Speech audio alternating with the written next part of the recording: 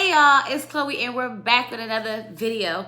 You guys, oh my god, I'm so tired. I got off work, I came home, I took these notes for this review and I went to sleep.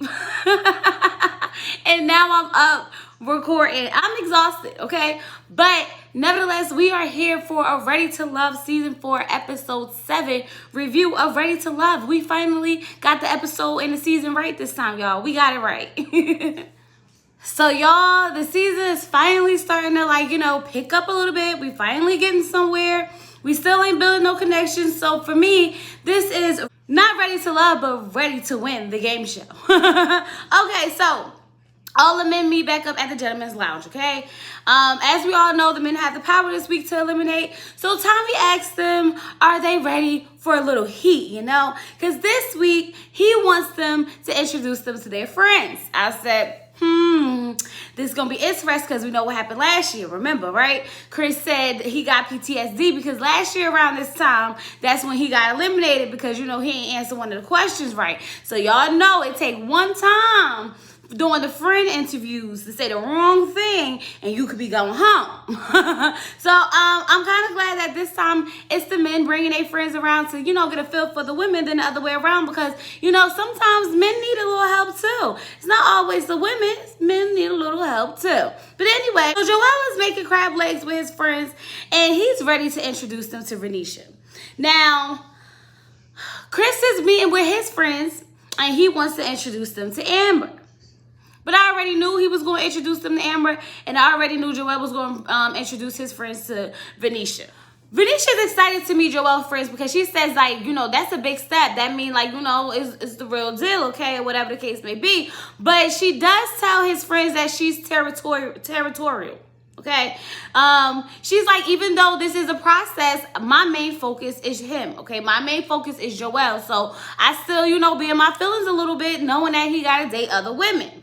Now, his friend brings up the fact that he calls all the women baby. Like, he called everybody baby. He called her baby. Everybody's baby, okay? And she was like, yes, I keep trying to tell him all the women think they got a connection because he called him baby. It's not, it's not genuine just for me. It's like for everybody. And I'm just like, that's just how he talk. You just got to figure out which baby is the right baby, okay? Is it baby or is it hey, baby?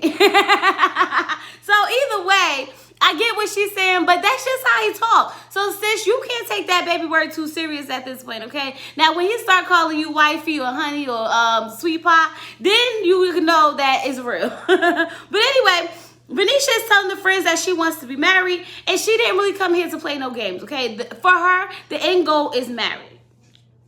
For her, the end goal is marriage. Now, Joelle's friends asked Joelle, are you ready to be married? He's like, absolutely, I'm ready to be remarried. I know what that love feels like, and I want to experience that again. But a part of him just isn't sure if Venetia is the one.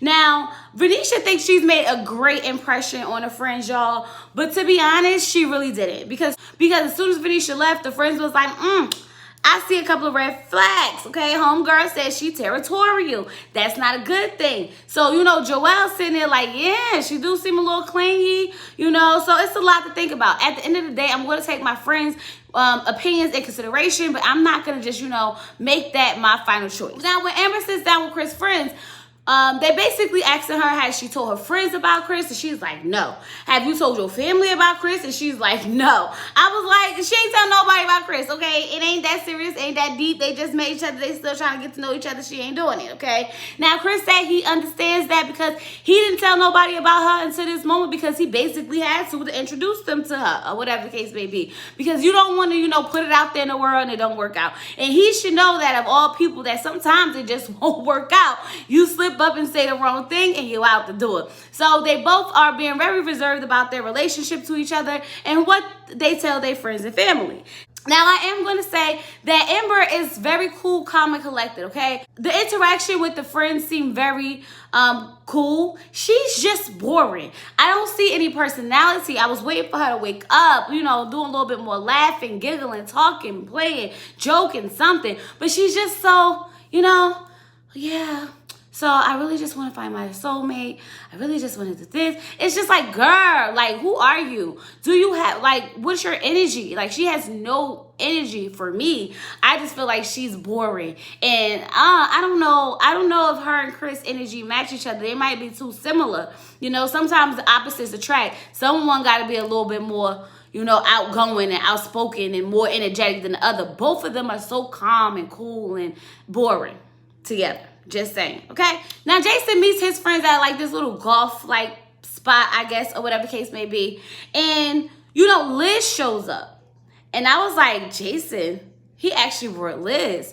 Interesting. Okay, that kiss must have been real good. But in the middle of that, Kyra pops up. I said, oh, we doing it like that. Okay, so we double dating out here. Oh, not really double dating. What is it, y'all? A triangle?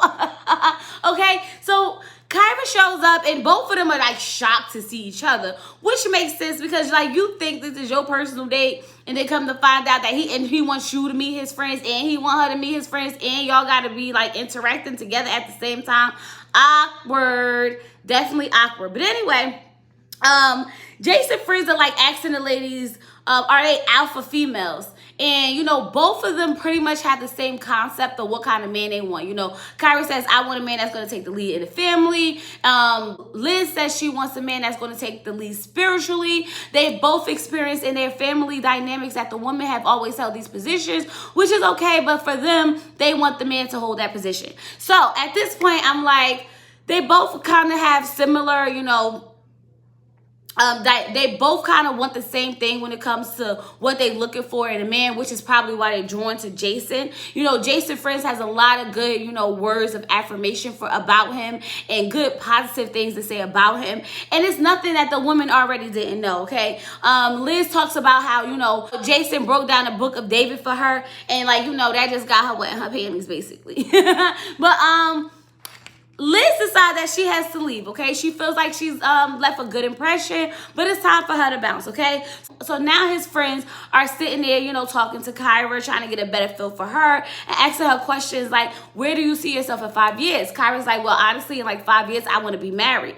So one of Jason's friends was like, so what if in 5 years, y'all in a relationship and you're not married? She's like, if we're not married in 5 years, then obviously I'm not the one. You know whether or not you want to be married to somebody in 5 years. I was like, exactly. Don't play these games. So I think she needs to figure out, Jason, do you want to be married? Because if not, we wasting our time. Because for me, I want to be married. You know what I mean? Okay. But Kyra said that she side-eyeing a friend. I like, have y'all dated? I said, don't start it, Kyra. Don't start it. But y'all know I'm a firm believer that you don't need no female friends. So don't ask me no questions, because for me, I'd have been sitting there like Kyra too. Who's this girl? Did y'all date before? But that's just me, y'all, okay? And I don't blame her for feeling that way. Was it a little like, you know, weird? Maybe, because like you want to believe that they friends. Obviously, if he introducing you to her or whatever the case may be. But you never know, y'all. You never know. So now it's time for the friends to tell Jason what he think about the women, okay? And they just like, they like Kyra. She's so down to earth, you know? She just seems like a good fit for him. And they sat there and said that Liz is stiff. The girlfriend was like, oh my God, I felt like, you know, the presence of Jesus Christ was sitting next to me. And I was like, okay, well, it's good to have a good presence of the Lord around you, okay? But obviously that's not the kind of man Jason is, because his friends kind of felt like, she's not the one. Kyra is a little bit more open, down to earth, more free, you know, not so stiff like Liz, okay? Now, Jason says he's not surprised because obviously he has a deeper connection with Kyra. And he says they've already reached a different level. And I was like, what's this level you reach? Are you trying to spill some tea without spilling some tea? Did y'all reach a different level and you don't want to tell us what's going on? Don't just be throwing out words like that and then expect us to figure out what you talk about. Y'all doing it or nah? Okay? That's what I got from it. But apparently, I guess they not doing it. But I don't know. They reached a different level. And I want to know what that level is. Because he was over there kissing Liz, too. So, obviously, it ain't kissing. I mean, I'm guessing it's more of a you know, emotional connection, I should say. Anyway, AJ invites Kyra to meet his friends. Now, they playing volleyball, and their communication is still jacked up. Still jacked up, still jacked up. They just can't even get it together playing the game, okay? They obviously know they got some things to work on, but overall, it seems like they having a good time. Kyra's sitting there talking to the friends. They meshing well. They having a good time. Everything just seems to be flowing, okay? They asking Kyra all these questions. She was like, pause it. I want to ask the questions. I'm going to spin this around because I'm not about to sit here and be interrogated or interviewed. I want to find some stuff about AJ. I don't know. So is he ready to love? Do y'all think he's ready to love? Okay. I think he's actually absolutely ready to love. Like, he's more, financially stable now. And I was like, girl, they're trying to tell you that he can actually pay for your date this time. That's what they trying to tell you. Okay. So when Kyra decides to leave or whatever the case may be, he he asks his friends about her, and they like, oh my God, I like her. You can tell she really likes you, but she still has her guards up. Her guards are really, really up, but you could tell that she really, got a thing for you. Like, that hug was very long and intense. Okay. And I was like, I think Kyra got a thing for him, but I don't know if it's what they saw. I don't know. I don't feel like Kyra really likes AJ. I feel like she's just going through the motions with him. But then again, I could be wrong, because remember, they did go on a few days prior to getting on this show. So they might actually have some natural, chemistry towards each other. So Ron takes out Alexis and Chrysanthemum, and they go to a lounge. And I was like, why would y'all go to a lounge to, introduce each other to your friends? Y'all gonna be doing more partying and drinking than anything, okay? Whatever the case may be. But you gotta remember, that's Ron's environment. So Chrysanthemum is like, I did not think I would be here with Alexis. And I was like, obviously, no one thought they would be out here triple dating each other, okay? But that's what's happening tonight on the show, okay? And Alexis is like, what in the world does Chrysanthemum got on? It's like she at the strip club. Like, why she got all them holes on the side? And I was like, pause. Alexis, don't talk about nobody clothes, sis. Don't talk about nobody clothes. You might be right, okay? It was a lounge, so I guess it's appropriate. But to meet the friends may be a little bit too much. Maybe just a little too much. But I'm going to need her not to be giving out fashion advice. Just my own opinion. Y'all can say what y'all want, but I'm going to need her not to stop doing it. Okay?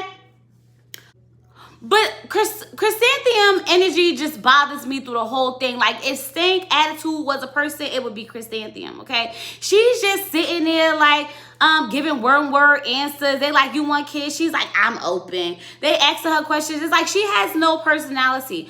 Ron says that, that's the relationship they got. They understand each other without saying a lot. And I was like, I don't know how y'all can have a relationship, understand each other without saying a lot. Maybe it's just all physical. That might be it. Who knows? But anyway, Alexis done took her notes and she's ready, okay? Any question that you got, I'm ready to answer it for you in full sentences, and it's going to be genuine, and it's going to be true, and it's going to be honest, okay? So at this point, she's out there throwing out all the answers. She's a vibe. She's giving her, all the good energy. I can't hold you for that. I cannot hold Alexis for, actually stepping her game up in that environment. She owned the space. She definitely owned the space. So Chrysanthemum need to be happy that somebody else was there, to take some of that pressure off of her, because homegirl couldn't carry her own, and that's just my opinion. Now, when Chrysanthemum left, like I said, if stank personality was a person, it would definitely be her. She's like, okay, well, goodbye. Ta-ta. I don't like to be interviewed. Okay, I'd rather just have organic conversation. Sis, you're meeting the friends to be interviewed, basically, because they want to see, are you a good fit for their friend? Like, this isn't like a gathering at his house where you all meet up and you just like, oh, this is my friend, and y'all just having a good time. This meetup is for a purpose. So what did you think they was going to do? How did you think this conversation was going to go? Did you not think they was about to ask you a bunch of questions? Like, girl, get over yourself. Get over yourself. Stink attitude all the way, her. All the way. But anyway, now, y'all, Alexis, it's like every time I feel like I could like her, I just turn back into not like her. She goes to tell Ron bye. She like, just remember who your number one is. I said, why, Lord? Why? Girl, you put so much emphasis on this number one. At the end of the day, that don't mean nothing. You could be his number one today and his number 5 tomorrow. You could be going home. Okay, we saw the switch up already. We already saw how the switch up go. Remember? how Joelle was all on Venetia. And then he went and said he would go home with Kyra. The switch up is real, sis. The switch up is real. But anyway, now when Ron sits back and talks to his friends, asking them about the girls or whatever the case may be, they like, I just love Alexis. Oh my God, she has the right energy. She's like so cool. And they like, and he's like, so what about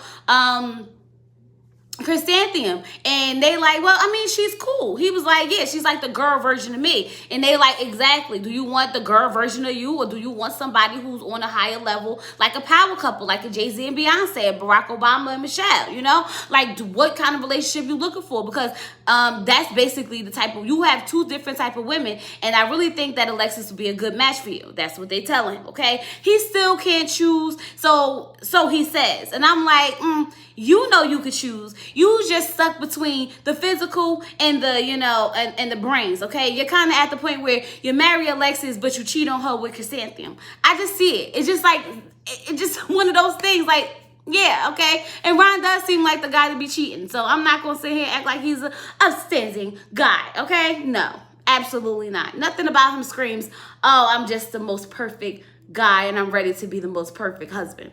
Nah, I don't see it. But anyway, David brings his friends to meet Liz. And I was like, oh, Liz, that's why you had to bounce on Jason. You not low, sis. I see you, okay? Liz done got her another day out here, okay? So I was like, oh, okay, Liz. So when Liz meet with his friends and she's talking to them, you see the look on David's face, and you can tell that something is bothering him. And David was like, she told him about the kiss that she had with Jason, and ever since then, he's kind of been feeling some type of way. And I was like, is that really what it is? I feel like he was really hurt about that. He really was like, I guess, trying to claim her a little bit. And the fact that she kissed someone, he couldn't handle it. And I'm like, David, but you got to understand that this is the process. The process is to date other people just to make sure that the person you choose is the one that you actually want. Her coming to you and telling you that she did this was a big, big sign that she's genuinely invested in your relationship. But I don't think he saw it that way. Men just can't handle anything, okay? I mean, a man could cheat on a woman over and over and over again, but as soon as she do it one time, he is so hurt, he ready to leave, he out the door, packed his stuff, took the dog and the kids, okay? But let that be a woman, let that be a man doing it to a woman, he want all the forgiveness in the world. And I'm just like, it's not that serious. Y'all not in a committed relationship. Y'all are on this show purposely to date other people. You have to expect at some point that other people will kiss other people. Like, come on, have you not watched The Bachelor? Have you not watched this show a million times? Like, get it together, David. Get it together. But anyway, when Liz leaves, the friends are like, oh my God, she's wonderful. She's a nice girl. But he's just not, really ready to make that decision yet. He's not really sure if this is what he wants. But Liz was like, it comes a point in the time where you have to make a decision. Like, you know whether or not you want me. Don't play with my heart. And you could tell that she felt his shift of energy because it was obvious, and it was like sitting right there. And like if the tension was a cake, you could cut it with a knife. That's how heavy and deep it was in that space because you could just see it just by watching it. So I know she felt it being in the environment, okay? Now, Jason takes Kyra on this beautiful date, okay, to an art gallery, and it's beautiful. He gives her roses. It's rose petals out on the floor as they walk through. It's beautiful. He got the wine. They looking at the art. Kyra read that art like it wasn't nothing. She was like, oh, it just represents love. It's like a little bit of this and a little bit of that and a little bit of this and a little bit of that, and you put it all together, and it seems like it doesn't make sense, but it works so perfectly. It's like love. And I was like, ooh. You got all of that? I felt like Jason, you got all of that? And of course, Jason would like the picture where it was the, the girl sitting on top of the man, like a sex picture or whatever the case may be. So coincidental that picture just so happened to be there or whatever. But when they were sitting down, Kyra asks him, can he see herself being with her in the future? And he was like, absolutely. And I really felt like he may have been genuine. He was really like looking into her eyes, gazing into her eyes, like, where have you been all my life? Like, and I just felt like it was a real connection.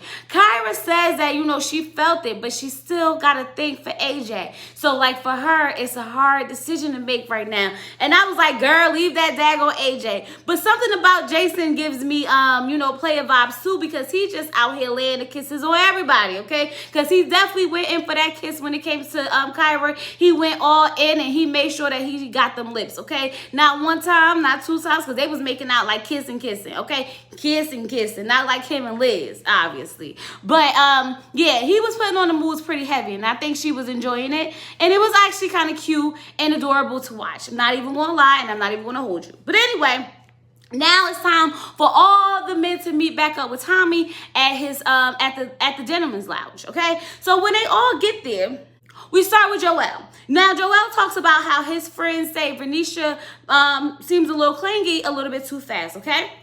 Then we get Jason. Jason starts crying because as a black man, he's never heard, his friends or family members, give him so many different compliments and speak on how of an upstanding guy he is and stuff like that. And I think that is true. A lot of men don't get praised a lot. Okay, they always get, talked down upon. They always got, the stereotypes of what our black men are like when there are really good black men out here. And we really do need to, praise and uplift them a lot more. And you could just tell that, a lot of men hold on to that before him to be actually able to open up to the world and let a tear drop.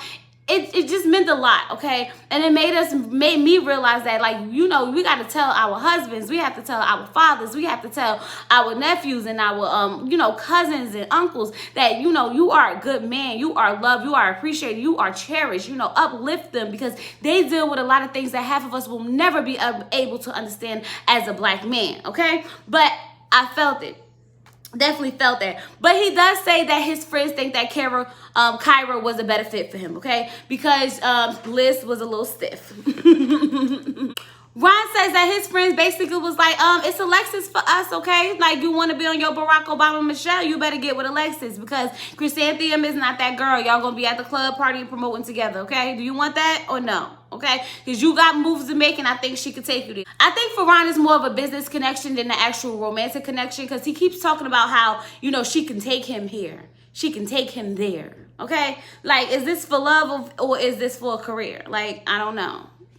But anyway, Tommy asks them like, okay, let's cut down to the BS.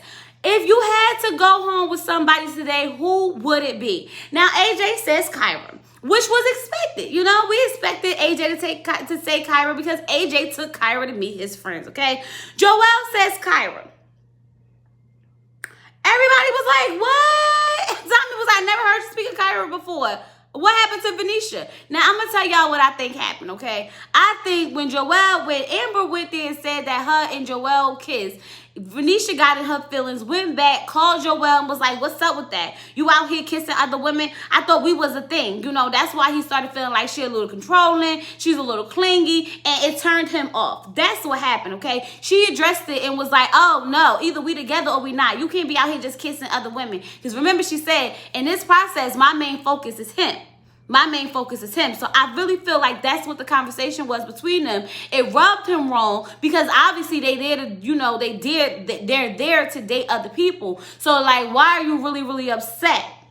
I think that's what happened, okay? But overall, basically, Joelle said Kyra to be petty because he he wasn't really feeling the energy that he left off on with Venetia, and because Kyra was a good time at the moment, he just felt like he was going to say it, even though Venetia is still the baby, okay? Now David says Kyra and Jason is like, what the F? Like, what is going on? Like, I'm dating her and we was kissing like that. We got a real connection.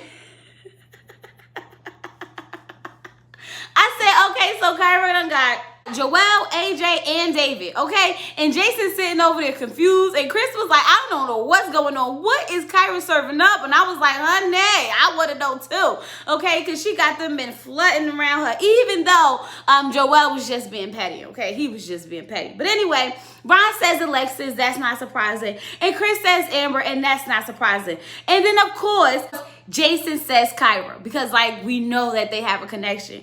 So now David is like, how many connections did Kyra make? How much time in the day does she have? And I was like, y'all better stop sleeping on Kyra, okay? Everybody threw all their attention on Alexis. Remember in the beginning when I was like, we didn't get to see no dates with Kyra. That's because Kyra was over there doing all the work behind the scenes, okay? Kyra was on the phone. She was sending the love text messages, okay? She boo loving. That's what she doing, okay? So now Tommy asks them who their weakest connections are, and Ron says Liz, AJ says Liz, David kind of says Liz in a sort of a way, and Jason says Chrysanthemum, Joelle says Chrysanthemum, Chris says Chrysanthemum. Ron's like, I feel like Chris just trying to throw her out there because she won't connect with him or whatever the case may be because she don't want him. Obviously, that's why she's not answering. Come to find out that Chrysanthemum don't be answering nobody's phone calls, nobody's text messages. And Ron, like, when she be answering mine, and I was like, obviously, because she's only interested in you, Ron.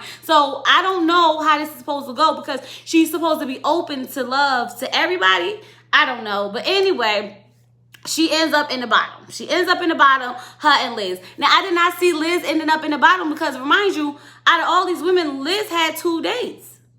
That means she had 2 men interested in her. How did you end up on the bottom? I don't know.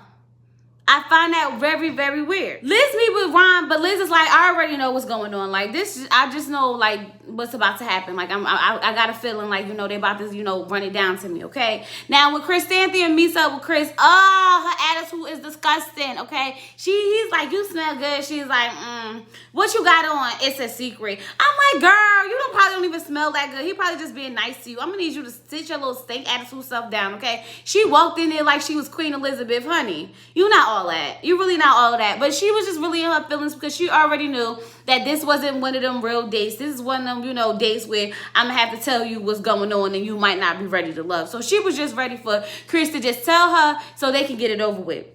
So basically, that's what he does. He basically tells her that she's not ready to love, and she's just like, okay, whatever. I guess men just can't dish whatever men just can't take what they dish out. And they got mad because I didn't answer their phone calls and text messages, so that means I'm not ready to love. And I was like, yeah, if someone's reaching out to talk to you, to build connections and go on dates, and you're not responding, then that means you're not ready to love. What part of this don't you understand, Chrysanthemum? I'm glad you're home.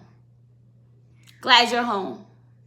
So Ron ended up telling Liz, we decided that you're still ready to love. But this is my thing. Liz has been very open. She even said it, like, I've been very open. I've been very honest. She's been very open about what she wants. She's been very honest about, her celibacy, her abstinence. She's been very open about how much she loves God and how she wants a man to, lead spiritually. She hasn't held anything back. If she seems stiff, then that's part of her personality. And you can't expect for her to bring out something that she don't got in her. And like she said, either y'all gonna be able to catch, you either gonna catch it or you're just not. You're gonna fumble. And I think at this point, the men are just gonna fumble on her and she might be going home next. Y'all, that was the end of this episode. That's the review for this episode. But what I am going to tell you is that next week is going to be lit, okay?